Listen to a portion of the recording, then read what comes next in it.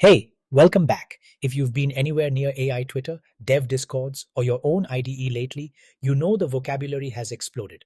Agents, MCP, RAG, quantization, evals. It's a lot, and half of it gets thrown around without anyone actually defining it. So that's what we're doing today. 10 concepts, each one broken down fast, what it actually means, why it exists, and where you'd use it in a real system. Not a history lesson, not marketing fluff, the mental model you need as a developer building with this stuff in 2026. This isn't beginner content. I'm assuming you've called some AI model API. You know what a prompt is. Maybe you've even shipped something with an agent framework already.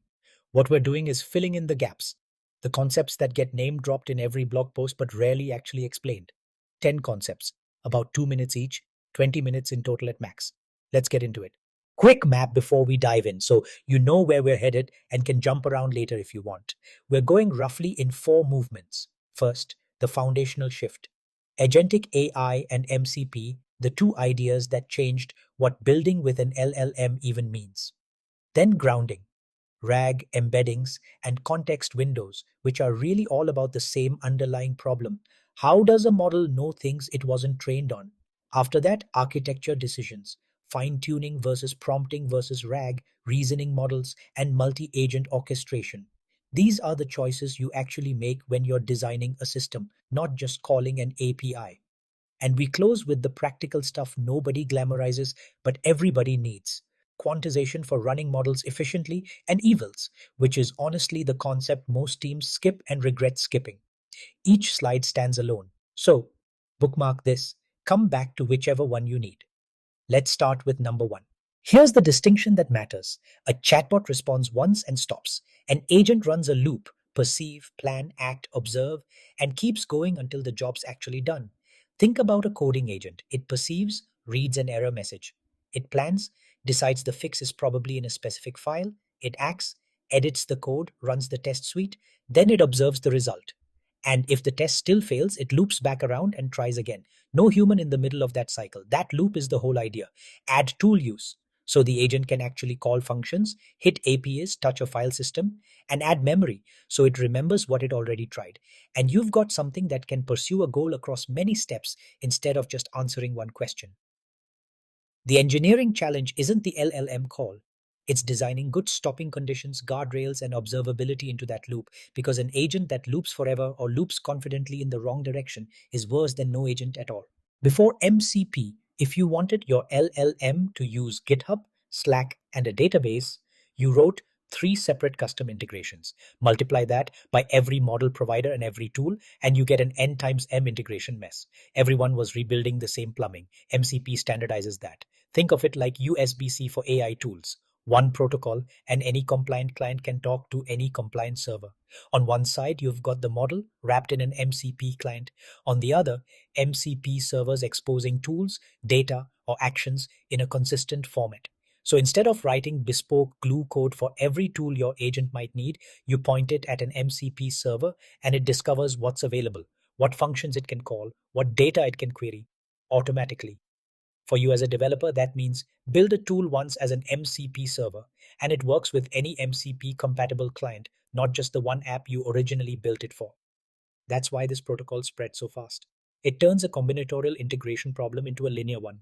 RAG solves a very specific problem. The model doesn't know your company's data, and retraining it every time that data changes is way too slow and expensive. So instead, at query time, someone asks a question, you retrieve the relevant chunks from your own knowledge base, usually via a vector database doing semantic search. You augment the prompt by stuffing those retrieved chunks in as context.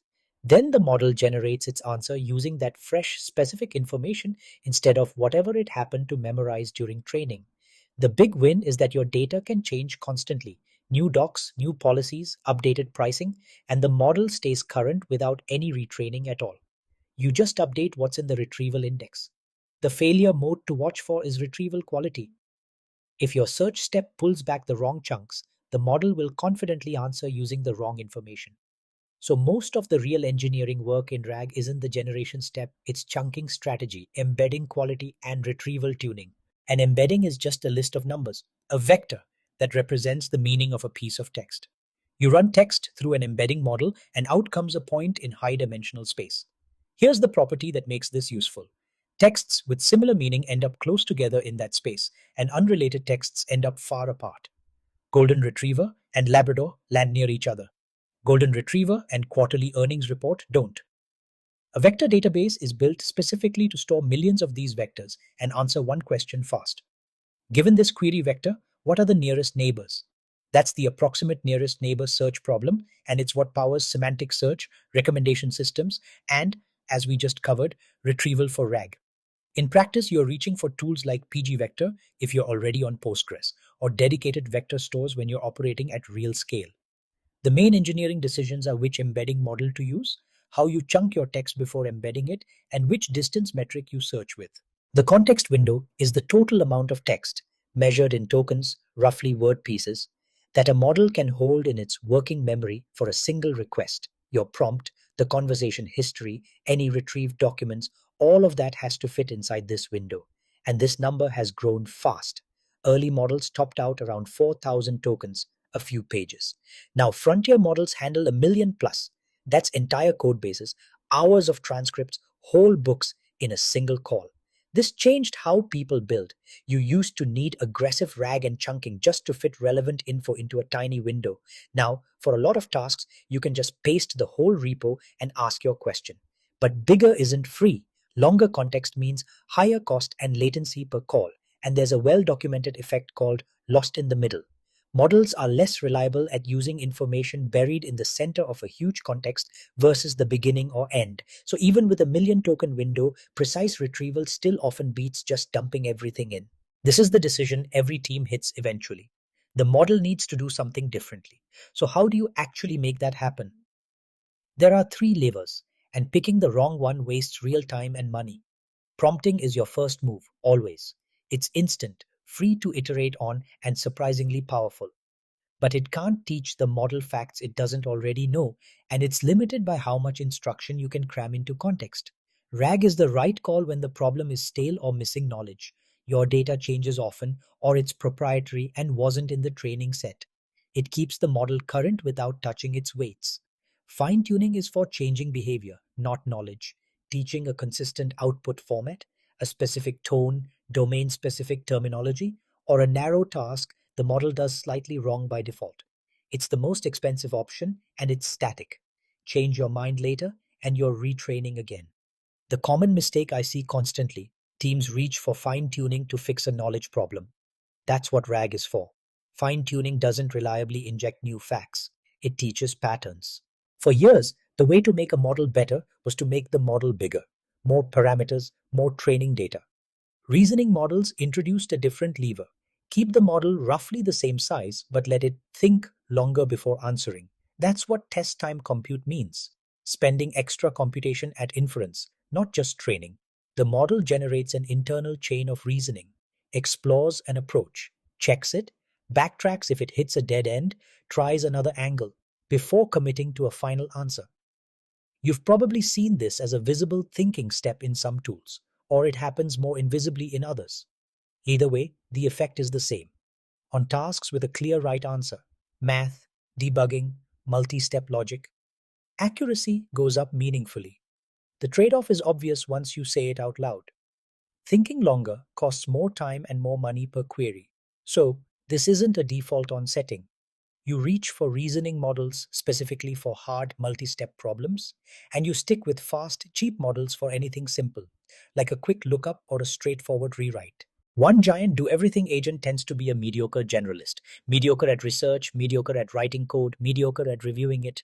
Multi-agent orchestration splits the work instead. Specialized agents, each good at one thing, coordinated by an orchestrator. Picture an orchestrator that takes a task, breaks it into pieces, and hands them off. A research agent gathers information. A code agent implements. A review agent checks the output before anything ships. Each one is narrowly scoped, with its own tools and its own prompt tuned for that specific job. The benefits are real. Specialization improves quality per task. You can run agents in parallel where the work allows it, and errors stay contained. A bad research result doesn't silently corrupt the code writing step if there's a review gate in between. The cost is coordination overhead and, frankly, dollars. you're now making many LLM calls instead of one. And debugging a multi-agent system when something goes wrong is genuinely harder than debugging a single call.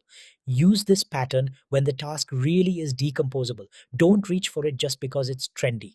Model weights are just numbers, and by default, those numbers are stored with a lot of precision. 32-bit floating point. Quantization is the process of storing those same weights with fewer bits. 16, 8, sometimes even 4. Trading a small amount of numerical precision for a much smaller, much faster model. Go from FP32 down to INT8 and you can cut memory footprint roughly fourfold, with often a surprisingly small hit to output quality. Modern quantization techniques are good at preserving the parts of the model that matter most. This is exactly what makes small language models practical. A well-quantized SLM can run on a laptop, a phone, or an edge device with no round trip to a cloud API, lower latency, lower cost, and it works offline.